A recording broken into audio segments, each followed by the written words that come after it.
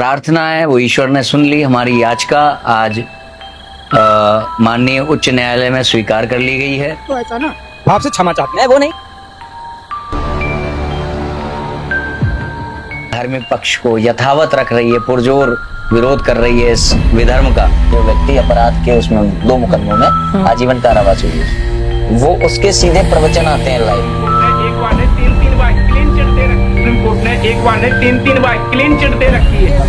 कालनेमी और कालनेमी का इलाज जो है हनुमान जी ने अच्छे से किया था। फिर आगे की कार्रवाई, फिर आदेश वगैरह क्या, थोड़ा सा बता दीजिए। संत रामपाल जी महाराज जी के इस ज्ञान गंगा पुस्तक पर जबलपुर से भी हाईकोर्ट से क्लीन चिट मिला हुआ है, हरियाणा से भी, गुजरात से भी।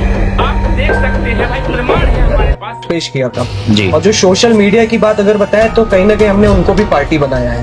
बिहार के मुजफ्फरपुर केंद्रीय जेल में भी किया गया। जेल के कैदियों, प्रशासनिक अधिकारियों व जेल अधीक्षक साहिब को कुल 5000 पुस्तकों का निःशुल्क वितरण किया गया। जेल के 4600 पुरुष कैदी, 260 महिला कैदी और 140 पुलिस स्टाफ को पुस्तक भेंट की गयी।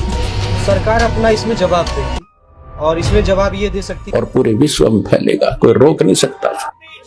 तो आज मैं तेरा आह्वान कर रहा हूं, आज मैं तेरा आह्वान कर रहा हूं। तो सभी को जय श्री राम। और आप सबके लिए एक बहुत बड़ी खुशखबरी है। हमारी जो प्रार्थना है वो ईश्वर ने सुन ली। हमारी याचिका आज माननीय उच्च न्यायालय में स्वीकार कर ली गई है। और जो कुछ कानूनी टर्म्स हैं, क्या क्या वहाँ पर हुआ और क्या आदेश हुआ है, वो सब के बारे में हमारे साथ जो रंजना दीदी को असिस्ट कर रहे हैं अधिवक्ता हैं अभिषेक द्विवेदी जी, वो आपको बताएंगे। पर इस सबसे पहले मैं एक आभार प्रकट कर देना चाहता हूँ उन सभी माननीय विभूतियों का जिन्होंने हमको यहाँ तक पहुँचाया। और इसमें सबसे पहले जो हमारी रंजना दीदी हैं, जिन्होंने आज हमारी बात को वहाँ पर रखा उच्च न्यायालय में न्यायाधीशों के समक्ष, उनको बहुत बहुत ढेर सारा आभार उनका और ढेर सारा उनको साधुवाद। और वो हमारी अग्रजा भी हैं, तो उनसे हम आशीर्वाद की कामना भी करते हैं। आज गुरु पूर्णिमा का दिन है। और हरिशंकर जैन जी, उनसे हमने आपको बताया था बवाना में उनसे भेंट हुई थी। तो हरिशंकर जैन जी के माध्यम से हम रंजना दीदी तक पहुँचे हैं और इस केस में वो भी अपना एक अवलोकन बनाए रखे हैं। तो इसके लिए इस पूरी मुहिम में इस तरह से सक्रियता के साथ अपनी भूमिका प्रस्तुत करने के लिए उनका भी ढेर सारा साधुवाद उनको भी। और पूरी टीम जो रंजना दीदी के साथ इस केस में बढ़ चढ़ करके भाग ले रही है। और हिंदू, हमारे जो पक्ष है हम हिंदुओं का, हमारे धार्मिक पक्ष को यथावत रख रही है, पुरजोर विरोध कर रही है इस विधर्म का जो रामपाल के नाम से सतलोक आश्रम गैंग द्वारा संचालित है। थोड़ा सा मैं अभिषेक जी आपको कहूँगा, सबसे पहले तो आपको आभार कि आपने इस मुहिम में भागीदारी ली और धर्म की रक्षा के लिए खड़े हो गए। उत्कर्ष प्रताप सिंह भी इसमें असिस्ट कर रहे हैं रंजना दीदी को, तो किसी दिन उनका भी वक्तव्य आपको प्राप्त होगा। अभी वो नहीं है हमारे साथ, तो अभिषेक द्विवेदी हैं, तो अभिषेक द्विवेदी जी भी असिस्ट कर रहे हैं। तो अभिषेक जी थोड़ा सा बताएं कि आज किस तरह से हमारा जो था प्रस्तुत हुआ उच्च न्यायालय में और क्या वहां से आदेश हुआ है और हमारे अगले कदम क्या हो सकते हैं। जी सर, प्रथम आपको हम आभार व्यक्त करना चाहेंगे।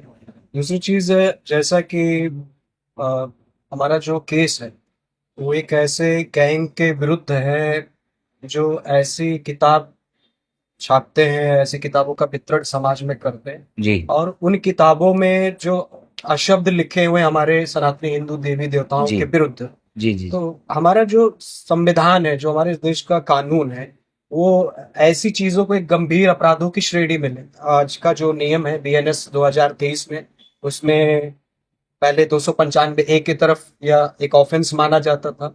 अब BNS 98, 196, 197, 302, तो ये एक रेलिवेंट सेक्शन है जो ऐसे अपराधों के लिए अप्लाई होता है जी। तो इन सभी चीजों को लेकर प्रशासन को भी हम लोगों ने रिप्रेजेंटेशन वगैरह दिए हैं और उस रिप्रेजेंटेशन के बाद हम माननीय इलाहाबाद उच्च न्यायालय के लखनऊ खंडपीठ में हमने एक याचिका डाली है और ये बहुत गर्व की बात है, बहुत ऑनर की बात हम सभी के लिए है। इसके लिए मैं विशेषतर हमारी जो संरक्षिका हैं, हमारी दीदी मातृ स्वरूपा, जो श्री रंजना अग्निहोत्री दीदी, उनका हम सभी को आभार व्यक्त करना चाहिए कि जिनके तत्वाधान में ये याचिका माननीय उच्च न्यायालय में गई।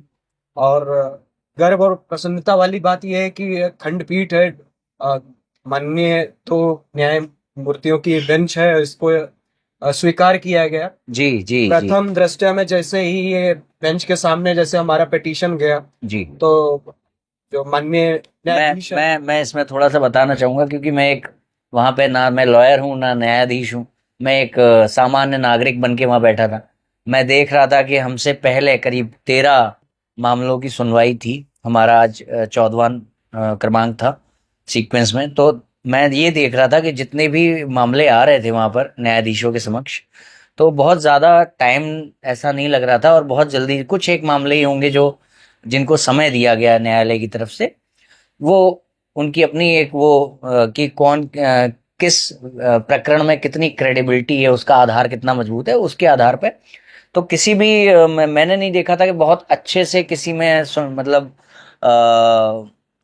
किसी को समय मिल पाया हो। तो मगर जब हमने अपना क्रमांक देखा, जब हमारी बारी भाई हमारा अवसर आया, तो विशेष रूप से न्यायाधीशों ने उस पूरी बात को सुना, समझा, और कहीं कहीं पे खेद भी प्रकट किया, और जो करने वालों की कारस्तानी है उस पर व्यंग्यात्मक प्रतिक्रिया भी उन्होंने प्रस्तुत की। तो ये हमारे लिए एक सौभाग्य की बात है कि हमें प्रॉपर तरीके से रंजना दीदी ने हमारे पक्ष को इतना मजबूती के साथ वहां पर प्रस्तुत किया, इतनी विद्वता के साथ वहां पर पक्ष को रखा। साथ में जो सहयोगी के रूप में अभिषेक जी भी वहां पर थे और उत्कर्ष जी भी वहां पर थे। तो पूरा हमारा जो पक्ष था इतनी मजबूती से रखा गया कि न्यायाधीशों ने ना सिर्फ समय दिया हमारी बात को सुनने के लिए, बल्कि जो उसके मुख्य मुख्य बिंदु थे उस पर अच्छे से अवलोकन किया।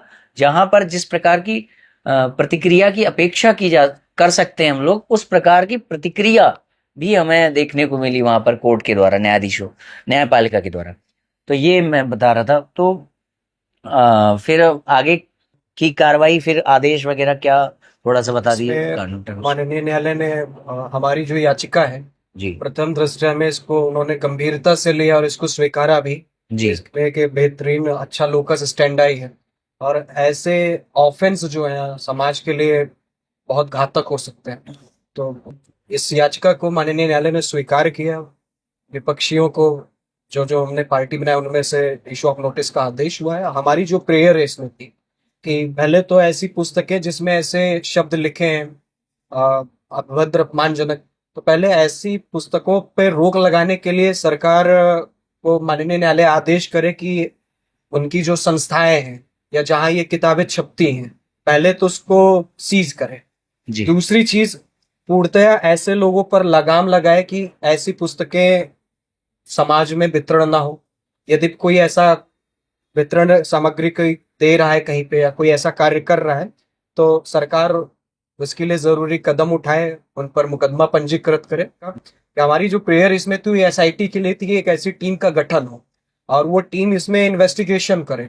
जो हमारे वरिष्ठ अधिवक्ता हैं परमादरणीय रंजना दीदी ने, उन्होंने इस प्रेयर पे बहुत बल दिया है। अच्छा, इसमें एक बात मैं ये कह रहा था कि जैसे मान लीजिए कि जो बुक्स वगैरह हैं उन पे तो बैन लग ही जाएगा, मगर जैसे इनका जो ब्रॉडकास्ट है सोशल मीडिया पर होना या इसका प्रचार होना रामपाल का, क्योंकि रामपाल ने वक्तव्य तो दिए हैं, जो वक्तव्य लिखे हैं, तो क्या पूरी तरीके से कोर्ट इस पर ध्यान देगी कि पूरी तरीके से बैन किया जाए, प्रॉपर देखिए सारे ऑपरेशंस बैन हमने होने। क्या कहा, देखिए प्राइमा फेसी ने कोर्ट ने इन सब चीजों पर ही ध्यान दिया था। परमादरणीय हमारी दीदी जी ने इन सभी मुद्दों पर बल अपना वक्तव्य माननीय न्यायालय के समक्ष पेश किया था जी और जो सोशल मीडिया की बात अगर बताए तो कहीं ना कहीं हमने उनको भी पार्टी बनाया है जी और एसआईटी टीम की जो हमने प्रेयर की है वो इसीलिए की है जी कि ऐसा कौन सा सरगना, ऐसा कौन सा व्यक्ति है जो इसमें ये काम सारी चीजों को बोल रहा है, ऑपरेट कर रहा है या करवा रहा है। डायरेक्शंस, देखिए वो बोला हुआ तो उसका रामपाल का ही है। और कहीं ना कहीं हमने देखिए आईटी एक्ट के तहत भी इसमें कुछ रेलेवेंट सेक्शंस को हमने डिकोड किया है और जैसे फेसबुक हुए, ट्विटर हुए, यूट्यूब हुए, तो कहीं ना कहीं हमने इनके लिए भी वहां पे या अपना एक मांग रखी है, प्रार्थना रखी है कि इनको भी निर्देशित किया जाए कि ये ऐसी सामग्रियों को अपने चैनल पर या अपने सोशल मीडिया प्रचार पे ना हो, प्रचार ना ब्रॉडकास्ट होने बंद दें, हो जाए।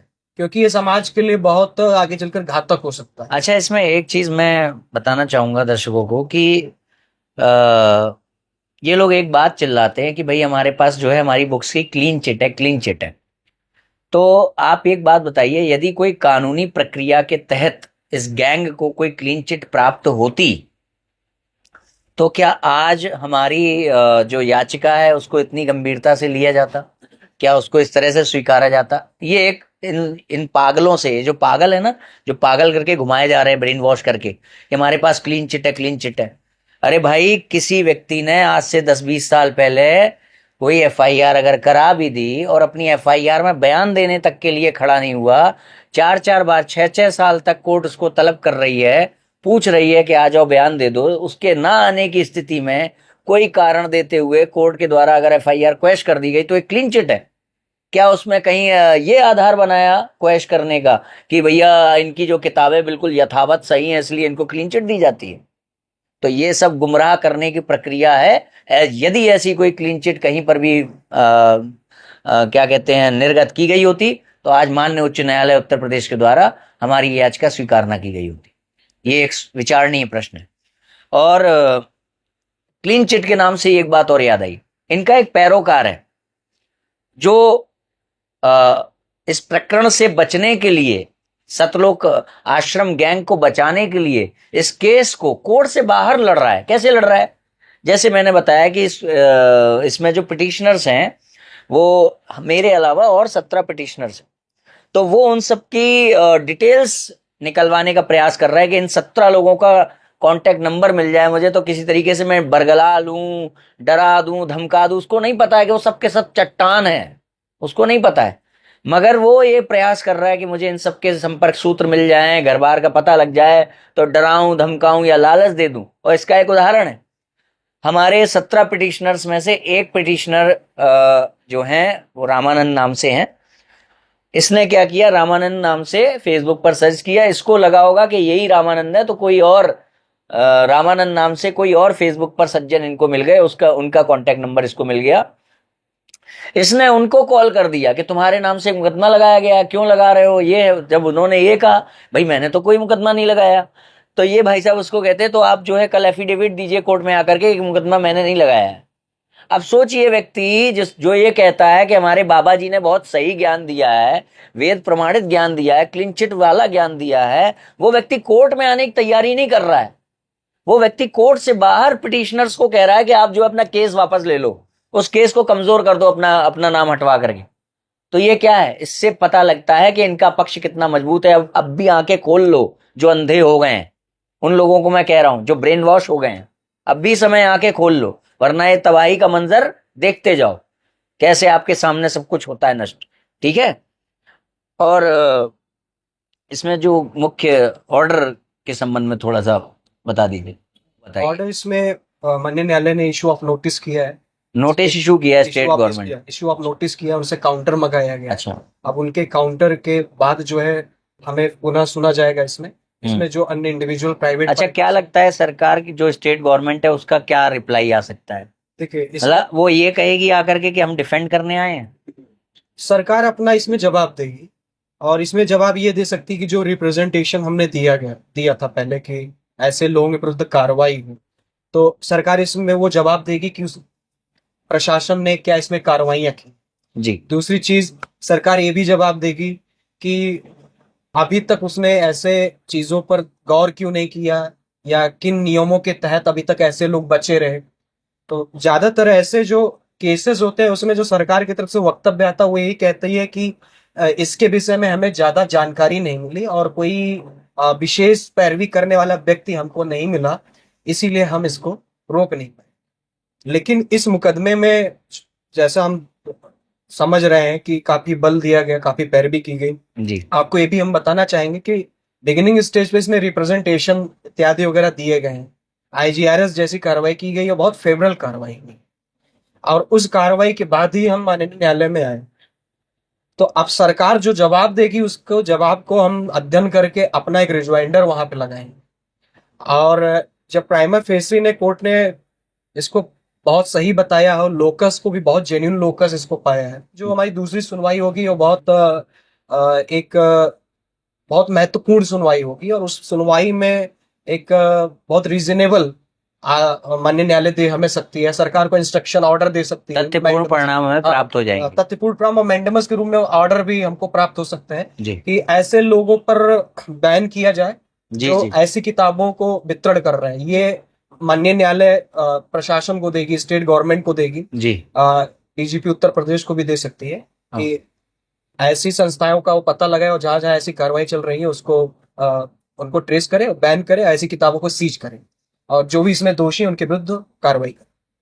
बहुत बढ़िया अभिषेक जी। एक बात मेरे को याद आ गई अभिषेक जी से बात करते करते। एक व्यक्ति जो इनका पैरोकार बना फिरता है, उसने इन दिनों इस बीच मेरे विरुद्ध बहुत सारे व्यक्तिगत अटेम्प्ट किए, बहुत सारे व्यक्तिगत प्रहार किए, मुझे मेरे विरुद्ध झूठी एफआईआर लिखाने के प्रयास किए गए, मेरे चेहरे को व्यंग बना करके प्रचारित किया गया, मेरे जो पूज्य गुरुदेव हैं चारों शंकराचार्य उनकी हंसी उड़ाई गई, शंकर परंपरा की हंसी उड़ाई गई, तरह तरह से मुझे जो है दबाने का प्रयास किया गया। सर्वप्रथम लालच दिया गया, जब लालच से मैं नहीं माना तो इस तरह से तोड़ा गया एफआईआर, जान से मारने की धमकी, घर की स्त्रियों के साथ अनाप शनाप, बहुत कुछ। और ये जो पैरोकार है ये मुझे फोन कर करके हैरेस करना, धमकियां देना विभिन्न प्रकार की। तो एक दिन की बात है जब ये मुझे मेरे माता पिता से जोड़ते हुए एक धमकी देने का प्रयास कर रहा था कि मुझे पता है तुम्हारे माता पिता कहाँ रहते हैं। मतलब ये बताने का प्रयास कर रहा था कि मैं उन्हें जो है क्षति पहुंचा सकता हूं। तो मैं जो है उसके कारण थोड़ा सा अपनी जो एक वो होती है ना माता पिता का नाम सुन करके एक आवेश में आना, तो उसमें मैं उससे बात कर रहा था कि क्या कहते हैं कि क्या दिखाना चाह रहे हो तुम, ये माता पिता कहाँ रहते हैं तुम्हें कैसे पता है आ रहे हो, तो मैं ये सब उससे पूछ रहा था। उसी समय मैंने किसी बात पर उससे कहा था कि चलो चलो चलो चलो, इसलिए कहा था कि भाई सब बातें एक तरफ करो, तुम बताओ वेद में कहाँ लिखा है जो चीजें तुम क्लेम कर रहे हो, है ना। तो मैंने चलो चलो जब कहा तो बड़े ही उपहास पूर्वक उसने मुझसे कहा था कि चलो चलो कहाँ चलें कहाँ चलें, चलो चलो कहाँ चलें मिल बताओ, गया क्या, साफ साफ बोलो, चलो आह्वान दो आह्वान। चलो। मतलब मजाक बनाया था मेरे मुख से निकले हुए शब्दों का, और फिर कहा था आह्वान करो आह्वान, है ना। तो आज मैं तेरा आह्वान कर रहा हूं, आज मैं तेरा आह्वान कर रहा हूं। मेरी जो पूज्य दीदी है ना रंजना अग्निहोत्री जी, उनके सानिध्य से तेरा आह्वान कर रहा हूं।